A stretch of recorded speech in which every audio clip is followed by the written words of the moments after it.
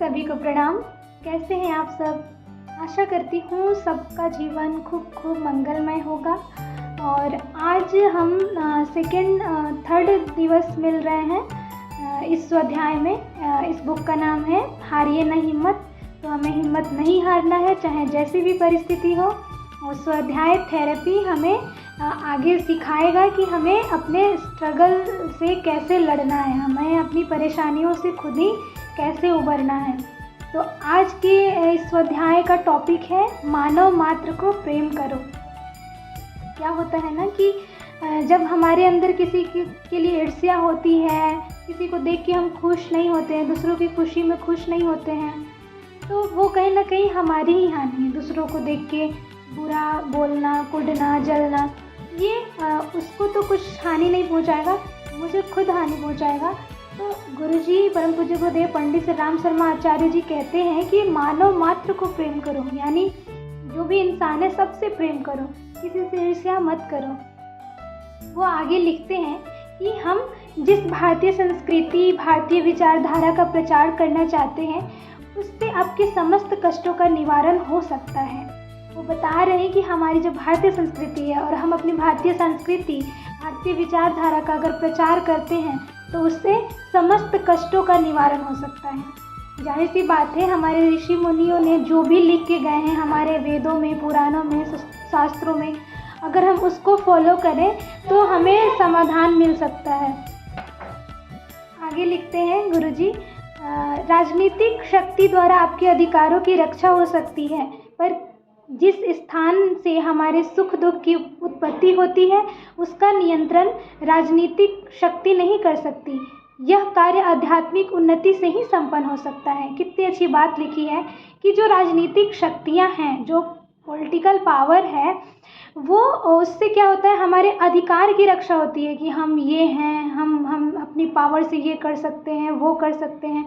यह सब तो ठीक है, पावर से हम अपने बहुत काम कर सकते हैं, लेकिन जिस स्थान पर हमारे सुख दुख की उत्पत्ति होती है, जहाँ हम बहुत डाउन हो जाते हैं, जहाँ हमें मेंटल प्रेशर मिलता है, जहाँ हम बहुत कष्ट में हैं और उस दुख से उबर नहीं सकते, वहाँ पॉलिटिकल जो पावर है वो काम नहीं आती। वहाँ पे हमें आध्यात्मिक उन्नति ही संपन्न बनाती है।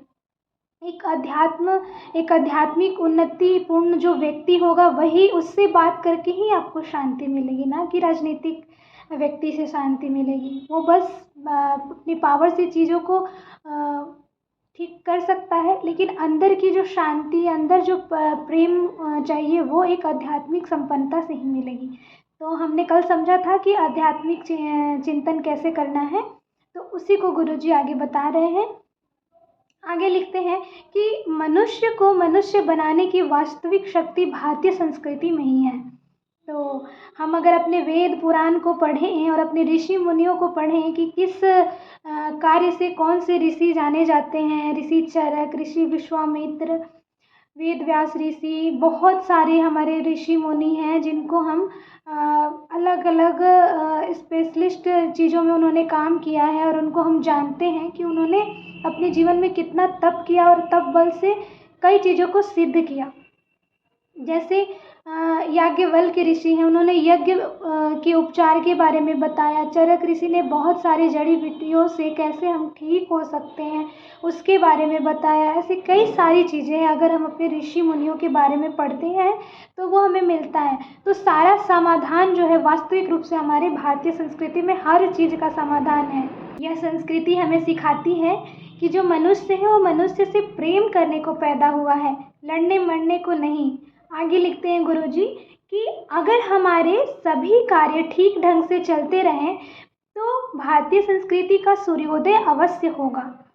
इससे गुरुदेव यह बताना चाहते हैं कि जो भी हमारी संस्कृति में लिखा हुआ है, अगर आप रामायण उठा के पढ़ें तो उसमें पता चलता है कि एक भाई को भाई के लिए क्या करना चाहिए, एक पत्नी को पति के लिए क्या करना चाहिए, एक माँ को, एक बड़ी माँ को, सबका क्या रोल होता है, एक परिवार कैसे चलता है, हमें रामायण से मिलती है। महाभारत को उठा के पढ़ें तो हमें काफ़ी सारी चीज़ें सीखने को मिलती है। जब अर्जुन को सीख देते हैं श्री कृष्ण कि ये मोह है और तुम्हें युद्ध करना ही पड़ेगा, तो वहाँ पे अर्जुन बहुत कश्मकश में रहते हैं कि कैसे मैं अपने अपनों से लड़ूं।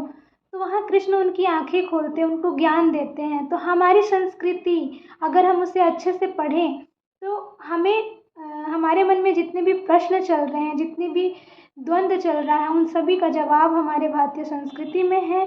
हमें कैसे जीवन जीना चाहिए, हमें अपने रिश्तों को कैसे निभाना चाहिए, हमारा जो मानसिक प्रॉब्लम है, क्रोध है, ईर्ष्या है, जलन है, स्ट्रेस है, एंजाइटी है, बहुत चिंता करते हैं, नींद नहीं आ रही है, इन सारी समस्याओं का समाधान हमारी भारतीय संस्कृति में है।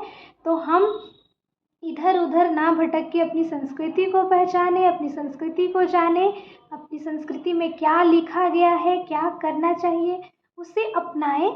तो अवश्य एक दिन हमारी भारतीय संस्कृति का सूर्योदय होगा। जो कि चीज़ें हमारी भारतीय संस्कृति में हैं लेकिन हम लोगों ने उसको अब दबा दिया है, क्योंकि हम उस पर ध्यान ही नहीं देते, कि हमारे पास इतना टाइम ही नहीं है कि हम अपने शास्त्र को पढ़ें। हमारे ही देश के बच्चों को पता नहीं है कि रामायण में कौन कौन से कैरेक्टर हैं और भरत जी किसके भाई हैं। छोटे छोटे कैरेक्टर नहीं पता है, लक्ष्मण जी की पत्नी का नाम क्या है। तो आइए, इससे मैं ये भी मैसेज दे रही हूँ कि अपने बच्चों को, अपने छोटे भाई बहनों को हम बताएं कि रामायण में क्या है, महाभारत में क्या है, गीता में क्या है, वेद में क्या है, वेद कितने हैं और उसमें क्या है, उससे क्या लिया जा सकता है। तो वाकई आपको बहुत फ़ायदा होगा अपने वेद पुराण को पढ़ के। अपने शास्त्र को पढ़िए, जानिए और जानने के बाद फिर तर्क करिए। कई सारे नौजवान भाई हैं जो बेवजह तर्क करते हैं, तो उनसे आग्रह है कि पहले अपने शास्त्र को पढ़िए और उसमें क्या लिखा हुआ है उसको हृदयंगम करिए, फिर तर्क करिए। एविडेंस के साथ तर्क करिए, यूँ ही तर्क ना करिए। अपनी शास्त्रों को पढ़िए और उसका सम्मान करें और उसको अपने जीवन में उतारें। तो वाकई आपका जीवन बहुत बदला हुआ नज़र आएगा, बहुत ही अच्छी आपके पर्सनालिटी में निखार आएगी। तो इसी भावना के साथ कि मनुष्य को प्रेम करें, क्योंकि मनुष्य ही ऐसा प्राणी है जो प्रेम कर सकता है। बाकी जानवर भी प्रेम दर्शा देते हैं बिना बोले ही, लेकिन मनुष्य के पास तो बहुत कुछ है प्रेम दर्शाने के लिए। तो आप प्रेम दर्शाएं, क्रोध और ईर्ष्या दर्शाने के बजाय आप सबको प्रेम दें, क्योंकि आप जो देते हैं वही आपको रिटर्न गिफ्ट मिलता है। तो ऐसा भी गुरुजी का एक बुक है कि जो बोओगे वही काटोगे। तो हमने जो बोया है वही हमें काटना है, इसलिए हमें सबको प्रेम करना है, इसलिए कि हमें भी प्रेम चाहिए। हर मनुष्य प्रेम का भूखा है। तो आप आज से प्रेम बांटने लगिए, सबसे मुस्कुरा के मिलिए, सबको मुस्कुरा के गुड नाइट, गुड मॉर्निंग ऐसे कहिए। सभी को प्रणाम, खूब खूब आभार, धन्यवाद।